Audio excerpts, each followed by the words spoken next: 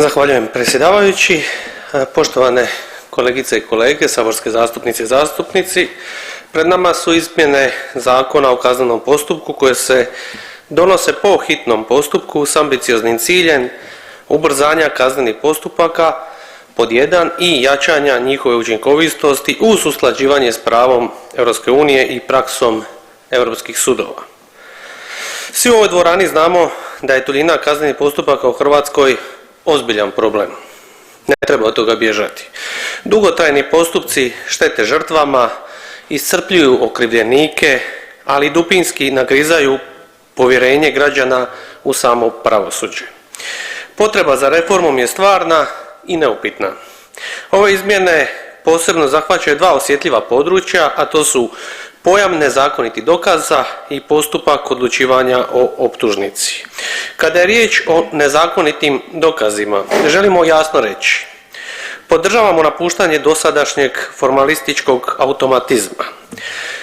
Dosadašnje rješenje u kojem se dokaz isključivao isključivo zbog proceduralne pogreške bez stvarne analize je time povrijeđeno pravo obrane ili pravičnost postupka često je vodilo rezultatima koji nisu služili ni pravdi, a ni javnom interesu. Nova definicija koja sudu nalaže da ocjenjuje je li povreda bila i stvarna, a ne samo formalna, suštinski predstavlja usklađivanje s dugogodišnjom praksom Europskog suda za ljudska prava. U tom smislu ovo nije nikakva revolucionarna promjena, nego zakašnjelo usklađivanje hrvatskog postupovnog prava sa europskim standardima.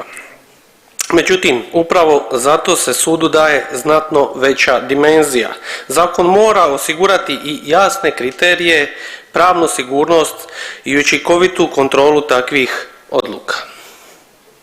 Test razmjernosti nije tehničko pitanje, on može odlučiti o ishodu cijelog postupka. Zato upozoravamo da ograničavanje prava na žalbu protiv odluke o nezakonitim dokazima može proizvesti više problema nego što ih sam zakon rješava.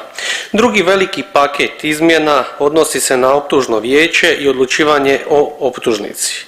Predlagatelj želi ubrzati postupak tako da se sjednice optužnog vijeća u pravilu održavaju bez prisutnosti stranaka, a da se dio ovlasti prenese na suca pojedinca. Ovdje izražavamo ozbiljnu zabrinutost. Time se kazneni postupak dodatno pomiče prema pisanom, pa gotovo administrativnom modelu odlučivanja. O podizanju optužnice odlučivat će sud koji nikad nije vidio okrivljenika, branitelja ni tužitelja, niti je imao priliku neposredno razjasniti sporne točke.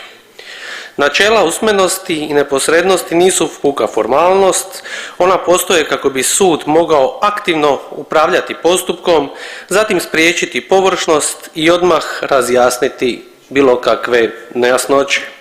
Postoji realan rizik da će ovako rješenje dovesti do većeg broja potvrđenih optužnica, ali i do duljih postupaka i većeg broja oslobađajućih presuda u kasnijim fazama, što posebno pogađa one koje se na kraju pokažu nevinima.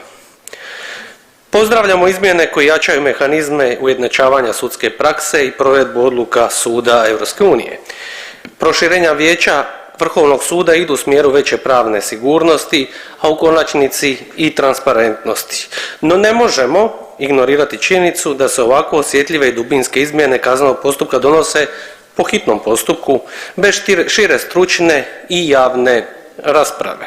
Kazneni postupak je temeljni instrument zaštite ljudskih prava i vladavine prava i prema njemu se mora postupati s najvećim oprezom.